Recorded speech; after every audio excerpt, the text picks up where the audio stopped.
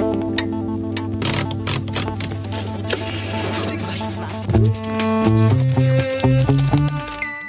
and welcome to the October 2021 podcast from Monde diplomatique. My name's George Miller, and my guest this month is Alice Hérait, who's a journalist based in Taipei. Alice has a piece in this month's edition of the paper entitled Taiwan Strengthens Ties with the US. Taiwan has increasingly been at the centre of tensions between China and the US. China's rhetoric about the inevitability of Taiwan's reunification with the People's Republic has become more insistent of late. Provocative sorties by Chinese military aircraft around the island are now common. Meanwhile, the US has been strengthening its ties with Taiwan. Though it doesn't formally recognise its statehood, its interest in the region is unmistakable. The US is Taiwan's main supplier of military technology, and it recently opened a huge new complex, the American Institute of Taiwan, in Taipei, an embassy in all but name, which features in Alice's article. Some background before we begin our conversation. Taiwan was ruled by Japan during the half-century to 1945. In 1949, after losing the civil war to the Chinese Communist Party, the Kuomintang, also known as the Chinese Nationalist Party, which had previously governed the Chinese mainland, relocated to Taiwan. There, with US support, Chiang Kai-shek maintained Taiwan in a state of martial law for decades. Taiwan also held the Chinese seat on the UN Security Council until 1971, when a UN resolution reallocated it to the People's Republic, and Taiwan's international diplomatic relationships began to change. When I spoke to Alice from Taipei last week, she took up the story from 1979. Back in 1979, the US government chose to recognize Beijing instead of Taipei as being the only and one China and the truly legitimate government of China. So why they did that is that they wanted to get closer to China in order to counter the USSR. It was Cold War at the time. And then, so they decided to recognize officially the People's Republic of China. And under the One China principle, you cannot recognize both the government of Beijing and the government of Taipei. So this is true for Beijing, that you need to follow the One China principle, and at the time it was also true for Taipei. I remind maybe our audience that Taiwan was under martial law, so both sides were looking for reunification under their own system. On one side, Republic of China, and on the other side, People's Republic of China. So the US had to break their ties with Taipei, and they promised Beijing that it would withdraw all military forces from Taiwan. So nevertheless, they kept unofficial relations with Taipei and enacted the Taiwan Relations Act, which replaced the mutual defense treaty they had before between Taipei and Washington. So the Taiwan Relations Act is, I mentioned in my article, is aimed to provide their island with the means to defend itself, as far as it doesn't declare independence or provoke Beijing. It also provided a legal basis to guide the US and Taiwan relations. And also, meanwhile, it could help the commercial ties to keep going. So, in short, the US military couldn't be on Taiwan anymore, but the US could keep selling arms. So concretely, unofficial relations means that no Taiwanese official can go into the White House. So this is not the case anymore, but at the time, during the 80s, officials in Washington, Taiwanese officials and American officials couldn't meet in official buildings. They had to meet in a coffee shop, in restaurants, which concretely could re-affect the confidentiality of the talks. And this is not until the 2000s that the US started authorizing some kind of official visits. In 2002, the Minister of Justice of Taiwan was the first since 1979 to visit the White House. So that is to say that according to the geopolitical situation, there is a level of flexibility in what unofficial relations means. So globally, from 1979, the US kept a very low profile that we can call keep quiet diplomacy. And the real turning point has been in 2016. So we all know that at that time, Trump has been elected. But it's also the time where Taiwan, the president of Taiwan, has been elected. So during 4 years, Trump maintained its policy of open support for Taiwan, mostly due to its rivalry with China, but also thanks to Taiwan, because unlike her predecessor, Chen Shui-bian, from the DPP, so the DPP is the party that is labeled as pro-independence in Taiwan and has the power now. So unlike her predecessor, Chen Shui-bian, she claimed to officially defend the status quo and not to look for independence. So what happened at this time? At this time, the US interest and the Taiwanese interest start to converge. That can explain the recent evolutions that I mentioned in my article, the rapprochement between these two Washington and Taipei, and the rise in commercial ties between the two governments. And that rapprochement has continued under Biden. There hasn't been any shift in US attitude to Taiwan since he came to power. No, Biden kept this policy going on. So there was a little bit of fear from Taiwanese people when they learned that Biden was elected. Taiwanese people are really strong Trump supporters for this. But Biden kept this policy of getting closer to Taiwan and being very strict toward China. And the way in your article that you exemplify this rapprochement is by writing about the American Institute in Taiwan, which is not an embassy officially, but perhaps you can describe what it is, because it sounds like an amazing building and a very significant institution within the country. So the AIT, the American Institute in Taiwan, is officially a private non-profit organization sponsored by the US government, which I believe has its headquarters in the US.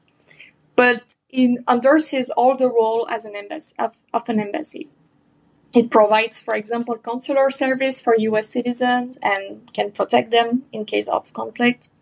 So this is not that a surprising thing, actually, because most countries in the world don't recognize Taiwan, and most European countries, at least, have their representation in Taipei. So there have, for example, French representations is called Bureau Français de Taipei, and it means office. It doesn't have anything to do with an embassy. But the people working there are consular agents and there are diplomats.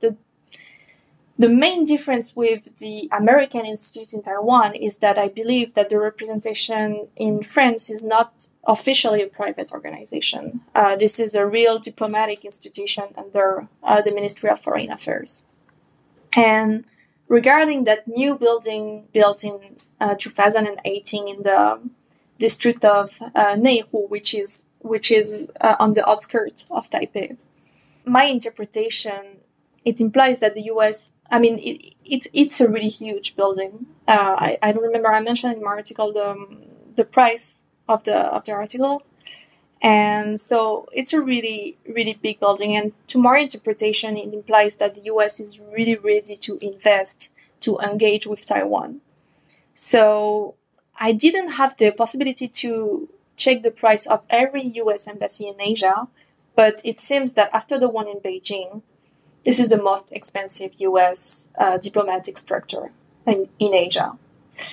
Nevertheless, France is also investing in Taiwan. For example, they have a new building, they have a new office in Taipei 101, which is more central, which is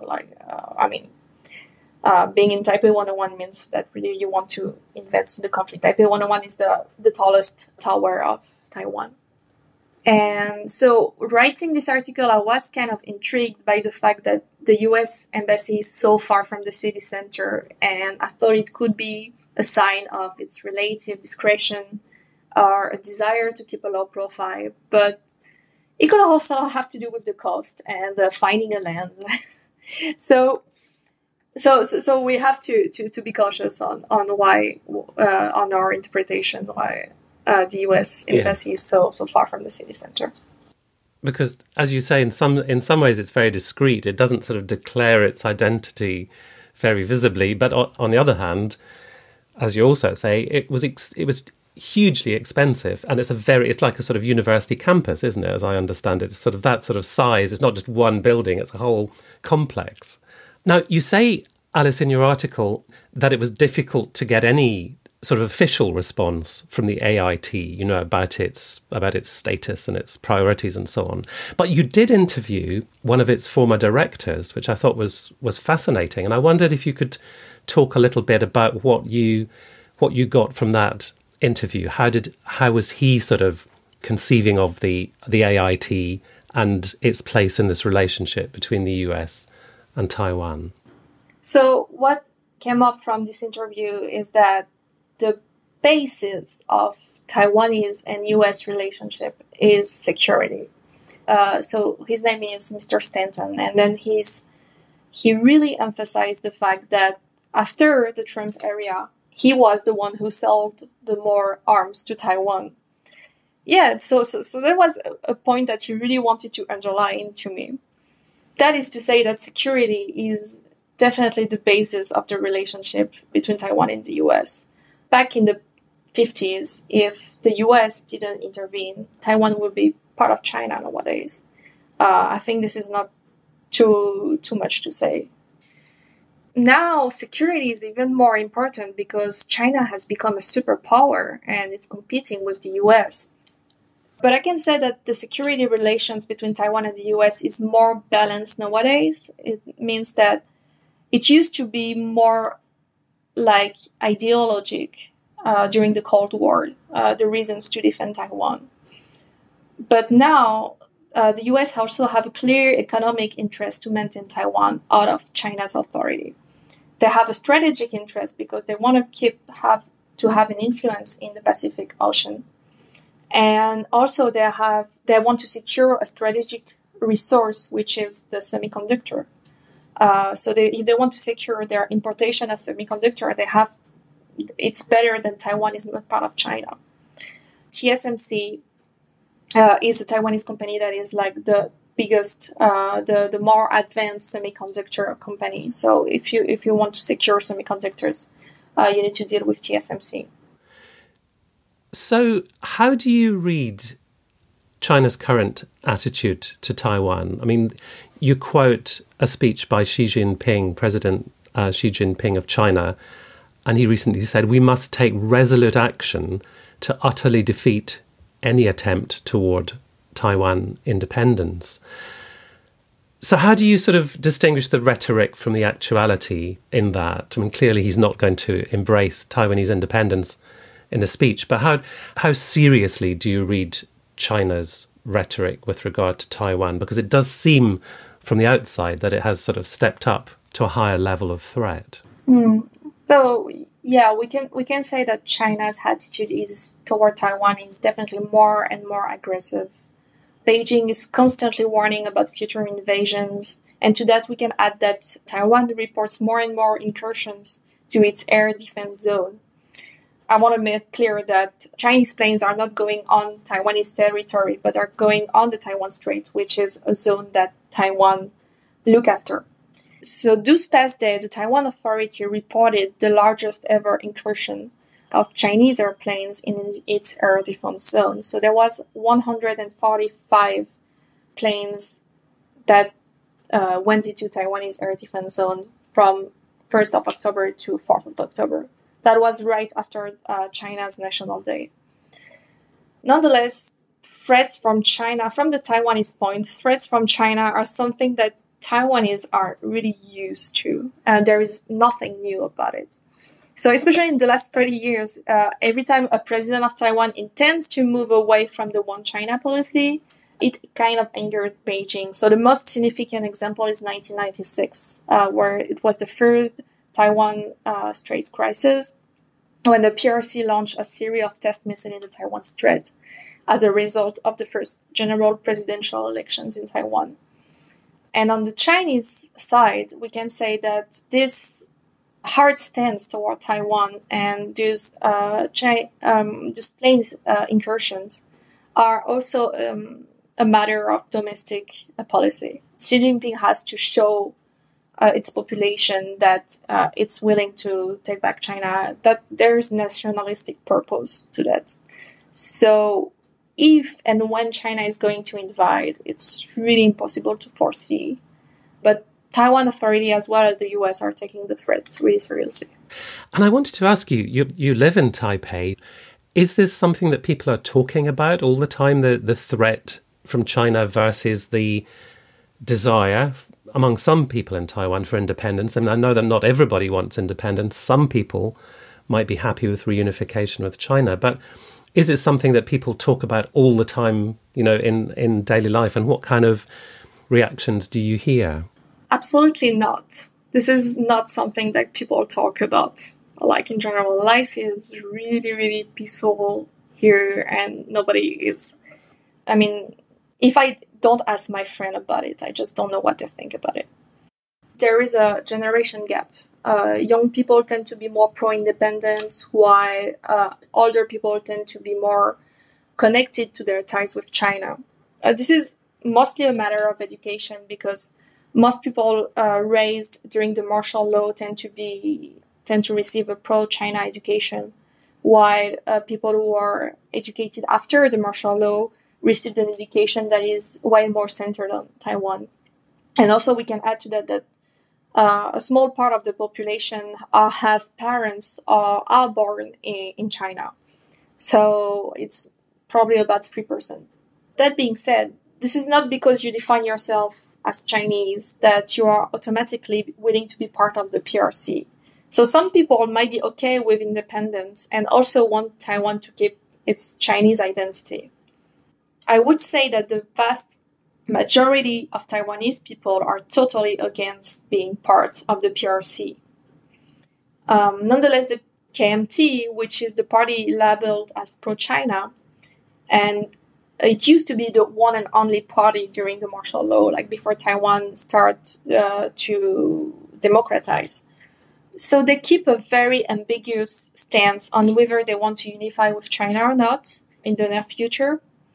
And most young people fear that if the KMT comes into power again, the government might compromise too much with China. On the other hand, some people fear that if the DPP keeps getting elected, Taiwan loses its Chinese identity and they are going to provoke China, they are going to compete with China. So this is mostly what people who are against the DPP think. But overall, I would say that these incursions, this speech from Xi Jinping are definitely not what bother most of the population. And I could recommend an article that has been written by one of my friends back in May after this cover from The Economist. So the article is called, "If Taiwan is on borrowed time, why do Taiwanese keep calm and carry on?" And this is on the South China Morning Post. So you're describing a sort of situation of sort of tension and ambiguity. I mean, there's ambiguity in the relationship between the US and Taiwan in that it's informal but quite close, but not sort of overtly declared. You've got a ruling party in Taiwan which is sort of pro-independence, but not overtly campaigning for independence. You've got the KMT, which you described as being more pro-China, but not advocating wholeheartedly becoming reunited with China. And you talk about, in everyday life, people feeling that it's not, they've got a certain degree of stability, and it's not something they're talking about, all the time, what their future might hold as regards China. The Economist earlier this year described Taiwan as the most dangerous place on earth. But another way, I guess, to look at it is that there's a sort of tense balance. So how do you see it? Maybe just to conclude whether it is the most dangerous place on earth potentially, or whether there is a sort of tense balance that's holding.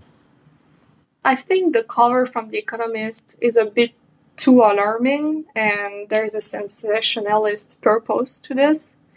But on the other hand, I think it is important to raise the public awareness about Taiwan. So I think that the journalists from The Economist were totally aware of what they were doing. And I think what they emphasize is the huge mismatch between a cover when we say this is the most dangerous place in the world, and the reality of the ground where people are going to coffee shop. There is the lowest criminal rate any country in Asia, I believe.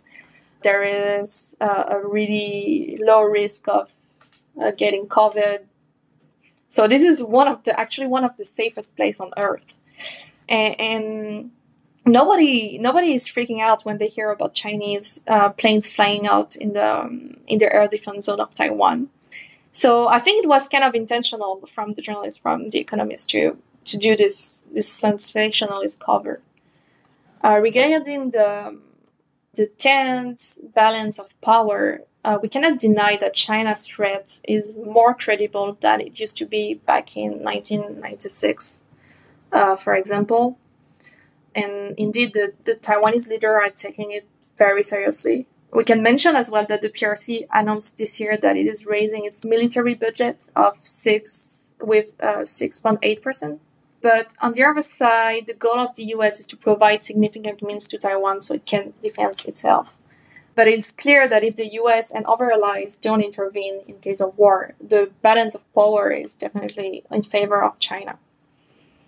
So maybe as my very final question, are there any particular developments or moments or, things that are on the horizon that you're looking at because you think they are significant in terms of this evolving situation? There is huge talks in Taiwan these days about the transitional justice and the symbols of the martial law era. So in Taiwan, a lot of streets are named from cities of China. There is a lot of symbols relating to Chiang Kai-shek, which is considered now as a dictator. So there is a huge debate on whether or not we should keep those symbols. And there is a transitional justice committee that I follow, and that I think that would be the next big news, because they're talking about removing this big statue of Chiang Kai-shek that we have in the middle of Taipei. I was speaking to Alice Hérait, who has an article entitled Taiwan Strengthens Ties with the US in the October 2021 edition of Le Monde diplomatique. Also in the latest issue is a companion piece by Tanguy Le Pesant entitled End of the Chinese Dream in Taiwan.